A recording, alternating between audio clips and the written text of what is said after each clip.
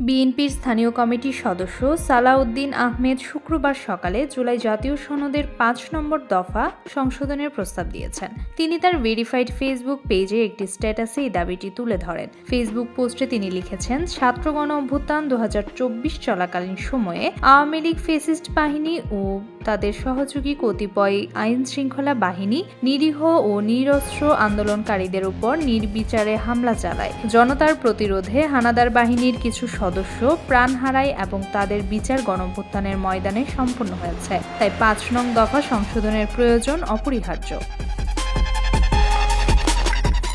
সালাউদ্দিন প্রস্তাবিত সংশোধনের মধ্যে মূলত ৩টি বিষয় গুরুত্ব পাচ্ছে। প্রথম, গণঅভ্যুত্থান পরিবর্তন ১৬ বছরের ফ্যাসিস্ট বিরোধী গণতান্ত্রিক সংগ্রামে নিহত ও নির্যাতনের শিকার ব্যক্তিদের বিচার। দ্বিতীয়, ২০২৪ সালের জুলাই-আগস্ট গণঅভ্যুত্থানের সময় ফ্যাসিস্ট আওয়ামী লীগ ও তাদের সহযোগী আইন শৃঙ্খলা বাহিনীর সদস্যদের দ্বারা সংগঠিত সকল করা। এবং তৃতীয়, শহীদ ও আহত বীর যোদ্ধাদের জন্য রাষ্ট্রীয় মর্যাদা, মাসিক ভাতা, সুচিকিৎসা, পুনর্বাসন ব্যবস্থা এবং নিরাপত্তা নিশ্চিত করা।